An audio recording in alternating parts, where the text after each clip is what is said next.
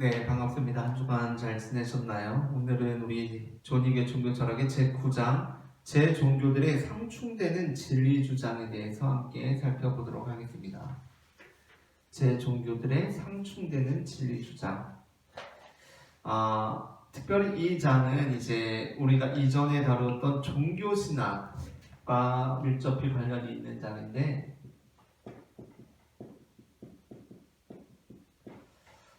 종교신학이라는 것은 무엇이냐면 그리스도인으로서 다른 종교들을 어떻게 바라봐야 하는가에 대한 신학입니다. 그 이해죠.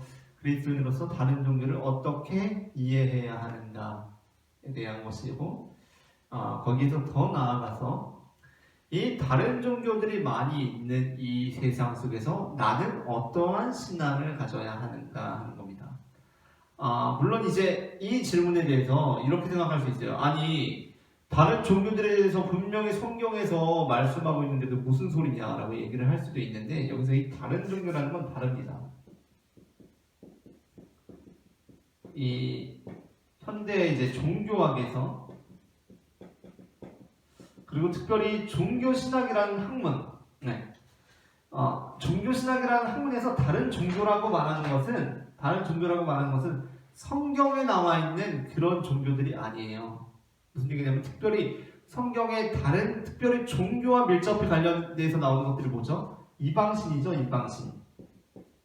이방신입니다. 구약의 이방신. 종교신학에서 다른 종교라고 할 때는 이 이방신을 말하는 것이 아니에요. 종교신학에서도 여전히 이방신을 숭배하는 것과 같은 이러한 행위에 대해서 종교신학, 더 나아가서 종교다원주의라고 표현을 해볼게요. 예를 들어 종교신학적에서 종교다원주의라는 하나의 입장이 있는 거죠. 종교다원주의라고 해서 이방신을 숭배하는 이런 행위를 그래, 그것도 그럴 수 있어, 하나의 종교니까 라고 이렇게 이야기해 줄까요? 아니죠. 이제 이거에 대해서 우리가 종교신학 때 많이 다루었는데, 그러한 상대주의, 정말 무턱대고 상대주의, 무책임한 상대주의와 다원주의는 다른 겁니다. 그렇죠? 다원주의는 달라요. 막 사람 막 죽이고 막 사람 제사 드리고 막 그런 것은 분명히 종교다원주의에서도 그런 건 아니라고요. 그것도 하나의 종교로서 인정될 수 있는 것이 아니라고요. 심지어 어떤 종교에서는 막 여자들을 막 차별하고 너무 심하게 차별하고 탄압한다. 그럼 종교다원주의에서는 어차피 다른 종교 다 인정해주니까 그런 거 그냥 무턱대고 받아들일까요? 물론 종교다원주의가 굉장히 다양한 입장들이 있지만, 특별히 존익 같은 경우는 이게 이제 존익의 한계이기도 한데, 다원주의에 들어가기 위해서는 어떤 진정한 실제에 참여하는 삶이어야 되거든요. 진정한 실제에 참여하는 삶이어야 돼요. 그러니까 그 삶은 뭐냐면 당연히 기독교의 사랑의 하나님의 삶에 참여하는 삶이죠. 그러니까 그런 종교들은 종교다원주의에서 인정될 수가 있어요? 없어요? 없죠. 종교다원주의더라도 그런 종교들에서 인정될 수가 없다고요. 왜요? 그 삶이 사랑의 하나님으로부터 관련이 없기 때문이에요. 이게 이제 존익의 다원주의인데, 그렇기 때문에 이제 존익의 다원주의에 대해서 굉장히 거부감을 가지고 있는 사람들은 오해를 하고 있는 경우들이 많아요. 왜냐하면 존익은 다원주의 안에서 굉장히 기독교 중심적이거든요. 기독교 중심적입니다. 그런 종교들은 종교다원주의에 낄 수가 없어요. 종교 간의 대화에. 존익에 의하면. 근데 다른 종교라는 게 뭐냐? 여기서 다른 종교는 이런 종교들이 아닙니다. 적어도 세 개 종교들이에요. 세 개 종교들. 불교, 힌두교, 이슬람, 더 나아가서 유교, 이런 종교들입니다. 물론 그렇게 생각할 수 있어요. 당연히 불교, 힌두교, 이슬람들 다 이방신들 숭배하는 건데 라고 생각할 수 있습니다. 그렇죠? 왜 그렇죠? 걔네 다 하는 짓 보니까 이상한 짓 하던데 테러하고 막 이러는데 라고 생각할 수 있겠죠. 그러나 우리가 그걸 종교신학에서 다뤘었는데 그거를 우리는 항상 어떻게 보냐면 우리 종교는 이상적인 시각에서 보고 다른 종교는 현실적인 시각에서 본다. 그 차원을 극복해야 된다라고 했어요. 그렇죠? 모든 종교는 그러니까 모든 세계 종교라고 이미 얘기하는 것들은 물론 이슬람에 굉장히 그런 막 이슬람에 굉장히 이 극단적인 그런 집단들이 있기도 하지만 기독교에는 없습니까? 기독교에는 있죠. 역사적으로 보자면 기독교에도 그에 비견할 정도로 많았죠. 그렇죠? 근데 우리는 어떻게 하죠? 기독교는 이상적인 시각에서 본다고요. 좀 그렇기도 하지만 기독교가 진짜 말하려고 하는 것은 그것이 아니야라고 말한다고요. 근데 이슬람에 대해서는 어떻게 해요? 여러분 이슬람은 진짜 막 사람 다 죽이고 막 그러라고 할까요? 저도 이슬람에 대해서 막 많이 공부하진 않았지만 제가 신뢰할 만한 사람들에 의해서 들은 바에 의하면 이슬람 역시도 하나의 세계 종교로서 굉장히 위대한 가르침들을 주고 있단 말이에요. 위대한 가르침이라고 하는 것은 잘 들여다보면 기독교의 가르침과 상반된다고 볼 수만은 없는 가르침들을 준단 말이에요. 이건 제가 신뢰할 만한 사람들로부터 들은 내용이에요. 제가 이슬람을 공부한 건 아니고. 그러니까 적어도 그것이 세계 종교에 이르렀다라고 하는 것은 그 가르침들이 다 우리 인간에게 좋은 가르침들이겠죠, 그렇죠? 그렇잖아요, 그렇죠? 우리가 가까이 있는 불교를 보더라도 굶어 죽는 사람 도와주라 그러지 굶어 죽게 내버려 두라고 하진 않을 거 아니에요. 근데 만약에 굶어 죽으라고 내버려 두라고 한다면 우리가 믿는 기독교의 복음과는 완전히 다른 거겠죠. 배척점에 있겠죠. 그러나 도와주라고 한다면 그게 기독교의 가르침과 비슷하잖아요. 그죠? 그런 얘기입니다. 그러니까 그런 다른 종교들이 있는 상황 속에서 우리는 어떠한 신앙을 가져야 할까라는 것이 바로 이번 장에서 이제 존익이 말하고 있는 건데, 우리가 앞서 계속해서 말씀드렸던 것처럼 존익의 이 존익의 다원주의라는 것은 굉장히 기독교적인 성향이 강하고 기독교 중심적인 성향이 강합니다. 존익의 다원주의는. 근데 이제 오늘 장에서는 특별히 다루고 싶은 인물이 존익이 이제 여기서 언급하는 두 명의 사상가가 있어요.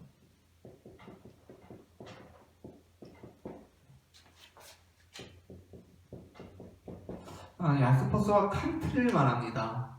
존익이 이제 여기로부터 아이디어를 얻었다는 거예요. 물론 윌프레드 캔트웰 스미스라는 사람이 있어요.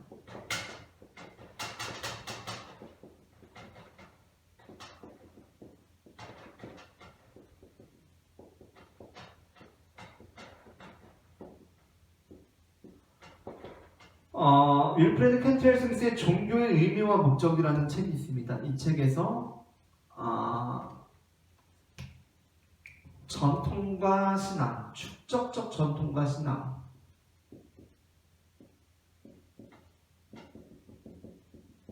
축적적 전통과 신앙이라는 이 개념이 존익에게 굉장히 큰 영향을 줘요. 이 개념이. 그러면서 존익이 직접 항상 무슨 자신 신앙과 신학의 여정에 대해서 말할 때 빼놓지 않고 말하는 사람이 윌프리드 캔트웰 스미스입니다. 그리고 이 종교의 의미와 목적이라는 책으로부터 굉장히 큰 영향을 받아요.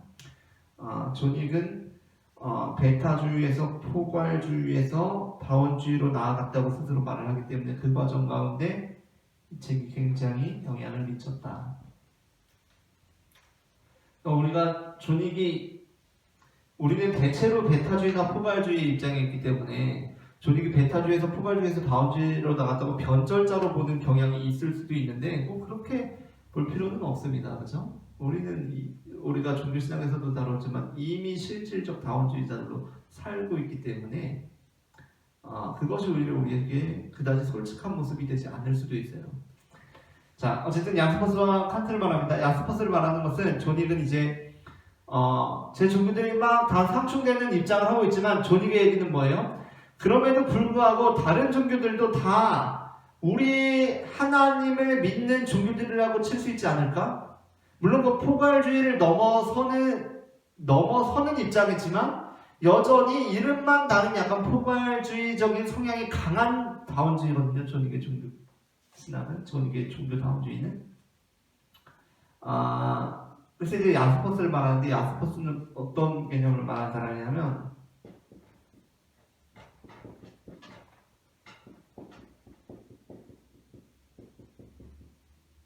축의 시대, 차축 시대를 말하는 사람입니다. 축의 시대. 카렌 암스트롱이라는 학자가 다시 한번 이 축의 시대를 조명했던 바가 있는데, 축의 시대라는 것은 무엇이냐면 특별히 한 기원전 9세기부터 7세기, 그리고 더 나아가서는 5세기부터 쭉 해가지고 우리 교재에 나와있지만 특별히 그 시기에 어떤 굉장히 낮은 수준에 이르렀던 어떤 신앙들, 종교적인 어떤 인간의 행위들, 인간은 종교적 동물이기 때문에 아주 초기 역사적 자료들부터 종교 행위들을 하잖아요. 의례들을 행하고. 근데 그것이 특정한 시기에 이르러서 특정한 지역이 아니라 지금과 같은 교통과 통신이 발달하지 않은 시대에 굉장히 우후죽순으로 그 당시 이제 고대 근동 지방이나 그것을 넘어서 중국이나 이런 지역들 안에서, 인도나 막 이런 곳에서 굉장히 신앙적으로 고차원이 되는 시기가 있었다는 거예요. 이게 바로 축의 시대입니다. 축의 시대.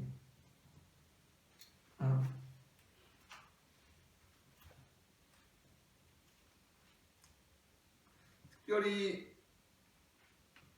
우리 이제 교재에서는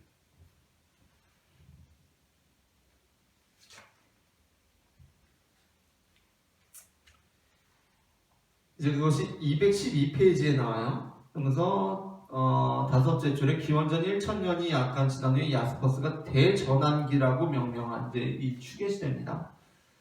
종교적 창의성과 황금기가 노래했다. 이 시기에 이제 히브리 선지자들이 엘리야, 아모스, 호세야, 제일이사야 등장하고 예레미야가 등장하고 그 다음에 이제 기원전 800년부터 300년까지 5세기 동안에 페르시아의 자라투스트라, 그리스의 피타고라스, 소크라테스, 플라톤, 아리스토텔레스, 중국의 노자와 공자와 노자, 인도에서는 우파니샤드 철학이 형성되고 불타와 자인혁의 창시자인 마하비라가 탄생하였다. 그리고 끝날 무렵에 바가바드 기타가 집성되었다. 이슬람 그 이후에 나타난 그리스도교와 이슬람교도 역시 그 황금기에 그 히브리 종교의 뿌리를 두고 있다라고 이렇게 말을 하고 있어요. 그러니까 그 당시에는 교통이나 통신이 그렇게 발달되지 않았는데 어떤 그 특정한 시기에 굉장히 다른 문화권에서 종교적으로 고양되는 현상이 발생했다는 거예요. 그래서 존익은 여기에서 무엇을 암시하냐면 특별한 신의 행위를 암시하는 겁니다.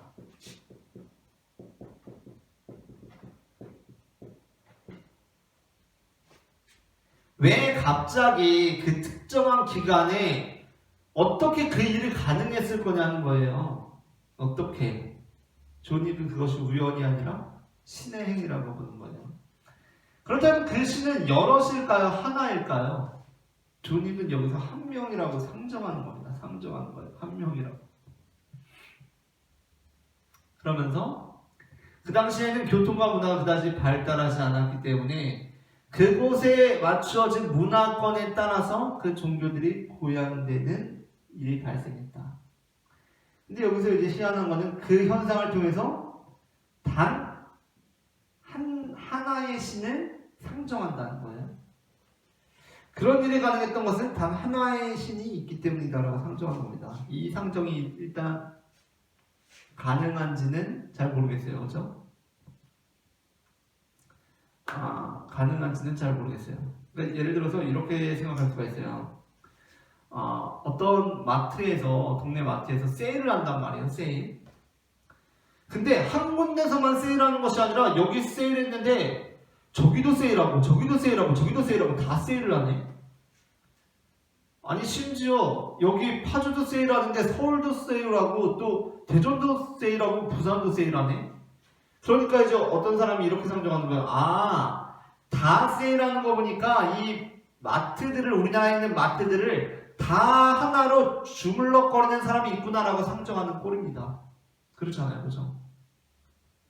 아니 그냥 다 같이 세일할 수도 있는 거고, 심지어 여기 세일하니까 여기도 세일하고 저기도 세일하고 저기도 세일할 수가 있는 거잖아요. 그렇죠? 근데 이제 존익은 그걸 상정하긴 하는 거죠. 그렇게 되기 위해서는 서로 주고받는 영향이 있어야 된다는 거예요. 그렇죠? 영향이 있어야 돼요. A마트에서 할인하네, B마트도 할인하고, B마트에서 할인하네, C마트도 할인하고, C마트에서 할인하네, D마트도 할인하고 하려면 그게 같이 이 파급 효과로 일어난다면 그게 다르더라도 가능해요. 그렇죠? 그 마트장이 다르더라도 가능하잖아요. 쟤네가 하니까 우리도 해야지, 쟤네가 하니까 우리도 해야지. 이 파급 효과가 가능하잖아요. 근데 존익은 그 파급 효과가 없다고 단정하는 겁니다. 없다. 지금과 같은 교통과 통신이 발달된 시대가 아니었다. 그런데 그 파급 효과처럼 일어났다. 그러므로 누구다? 단 하나의 행위다. 단 한 분의 행위다. 라고 상정하는 겁니다. 이게 바로 이제 희귀, 야스퍼스로부터, 이 추계시대로부터 이 다원주의가 영향을 받고 있는 부분이에요. 그리고 또 하나, 이제 칸트에 대해서 이야기를 하는데요. 칸트에 이제 다른 개념들보다도 칸트가 말하는 그 자체라는 개념을 가지고 와요. 그 자체라는 개념, 우리 교재에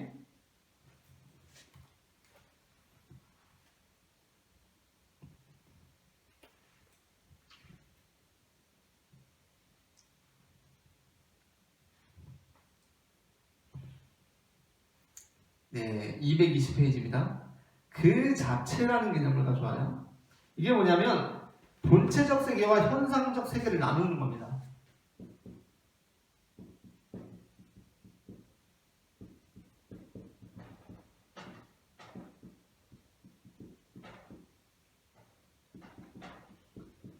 이 세계는 본체적 세계와 현상적 세계가 있어요. 그러나 우리가 경험하고 느끼고 맞닥뜨리면서 살아가는 것은 다 뭐죠? 현상적 세계예요. 현상적 세계. 본체적 세계는 우리가 쉽게 감지할 수 없고 쉽게 감지할 수가 없는 부분입니다. 그러니까 우리의 느낌과 경험 너머에 있는 거예요. 근데 이게 사실은 대부분의 종교에서 절대자나 어떤 신이나 어떤 그들이 어떤 추구하고 있는 어떤 본질적인 것들을 다룰 때는 늘 이 개념이 따라갑니다. 예를 들자면 우리가 하나님을 말하잖아요. 그렇죠? 우리는 하나님을 말하고 예수님을 말합니다. 그러나 우리는 특별히 기독교는 예수님을 통해서 하나님이 완전히 계시되었다고 믿죠. 그렇죠? 우리는 예수님을 통해서 하나님이 완전히 계시되었다고 믿어요. 그러나 우리는 그래서 우리가 하나님을 다 알고 있다고 말합니까? 그래서 우리는 하나님을 완전히 빠삭하게 내가 다 알고 있다고 말합니까? 아니죠. 기독교가 있다면 기독교에서 말하는 하나님이 있다면 내가 아는 하나님은 어느 정도가 될까요? 내가 알고 있는 하나님은 이렇게 표현하는 것도 굉장히 하나님께 불경할 수도 있겠지만 내가 하나님을 예를 들어 이 정도 알 수 있겠죠? 내가 알고 있는 하나님. 하나님을 우리는 다 알지 못하잖아요. 우리가 하나님을 어떻게 알겠어요? 이 정도 알겠죠. 그렇죠? 근데 기독교뿐만 아니라 다른 종교들도 다 그렇다는 겁니다. 다른 종교 A, 뭐 다른 종교 B, 다른 종교 C. 왜 내가 기독교인으로 있고 제가 불교인으로 있을 때 우리는 다른 종교인이 될까? 얘는 A라는 신앙 안에서 신에 대해서 요 정도 알고 있고, B는 자기 신앙 안에서 어떤 본질적인 것에 대해서 이 정도 알고 있고, C는 요 정도 이렇게 담고 있다 라는 거예요. 존익의 얘기는. 그래서 진리 주장들이 상충되는 것처럼 보일 수도 있다. 문화권에 따라서. 그러나 다 모든 종교들은 무엇을 말하고 있죠? 우리가 알지 못하는 그 너머의 부분을 말하고 있죠. 하나님도 우리가 다 담아낼 수 없는 분이죠. 그렇다면 이 영역이 남아요.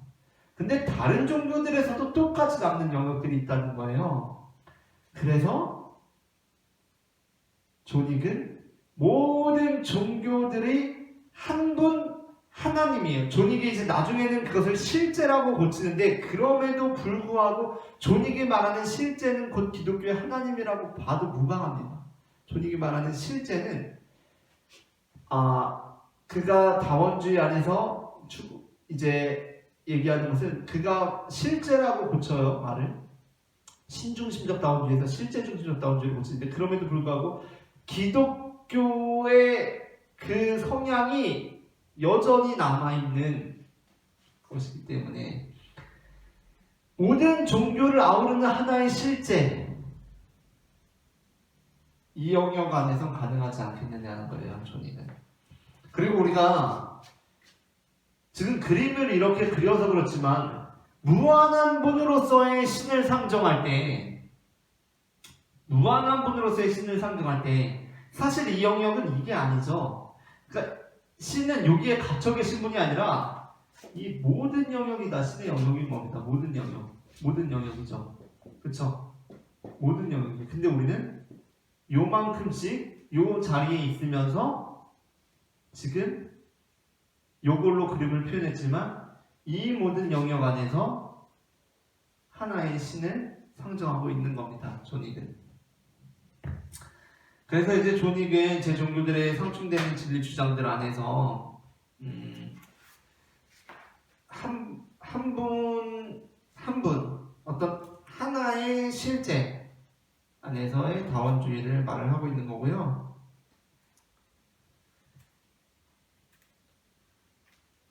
그래서 모든 다원주의가 결론적으로 말하고 있는 것은 좀 싸우지 말자는 겁니다.